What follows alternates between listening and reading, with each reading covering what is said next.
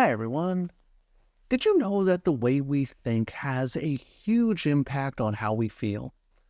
One of the things that people often don't realize is that our emotional responses are most closely related to what we interpret is going on rather than what is actually happening. And for the most part, this isn't a problem because generally our interpretations are accurate representations of what's actually going on.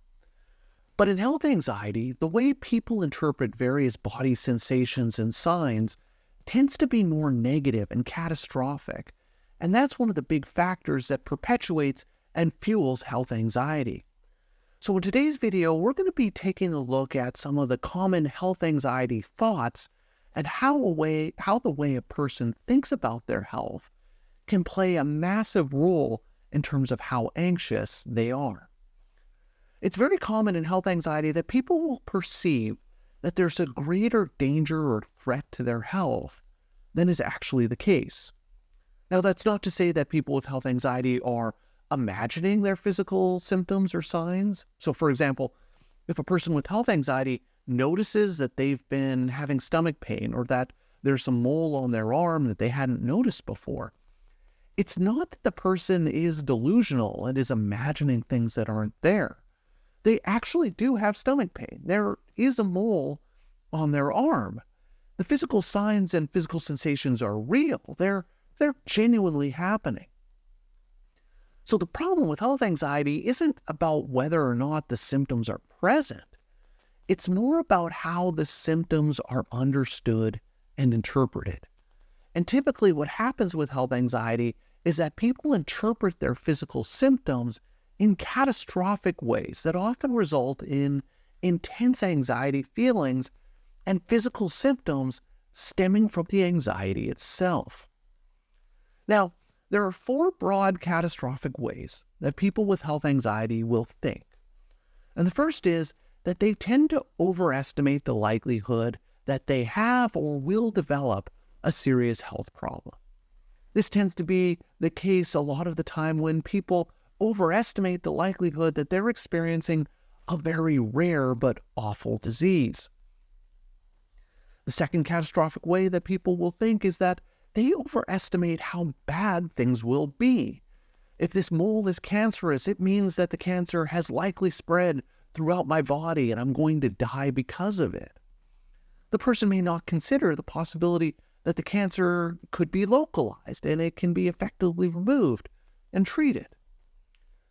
The third catastrophic way that people will think about their health is that they ignore or put less weight on other potential and often less catastrophic explanations for the symptoms that they're experiencing or the information that their doctor might tell them for reassurance.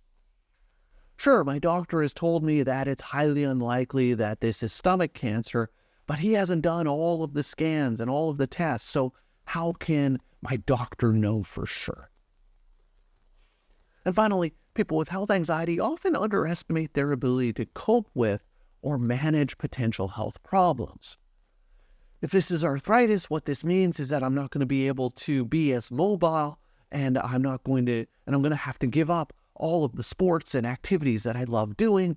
That will be completely awful.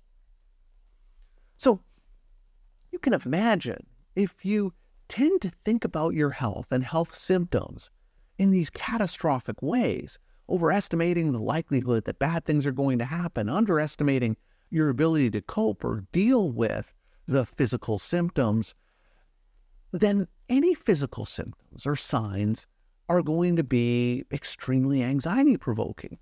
Not because of the sign or the symptom itself, but because of the way that you're thinking about the meaning of the signs and the symptoms.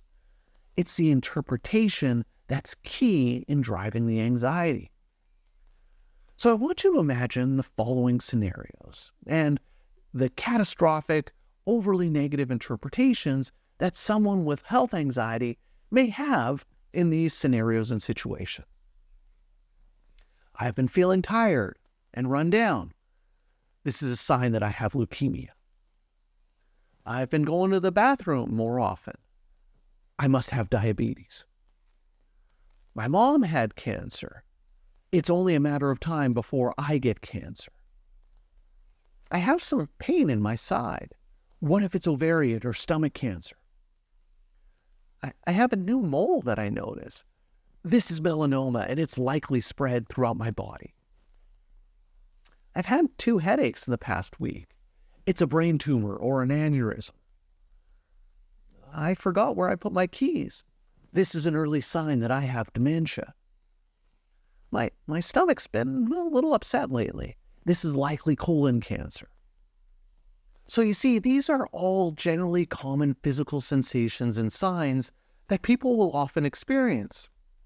But for people without health anxiety, they don't tend to think too much about the symptoms, and the symptoms pass away on their own. But for someone with health anxiety, they engage in this catastrophic thinking, which maintains the focus on their physical sensations and actually contributes to a worsening of their anxiety about the sensations. Now, importantly, there are a couple of ways that this catastrophic thinking actually makes your anxiety worse. First, the catastrophic nature of the thoughts themselves. So, for example, if anyone thought that they had melanoma and were going to die, regardless of whether or not they had health anxiety, most people would get quite anxious and upset about that.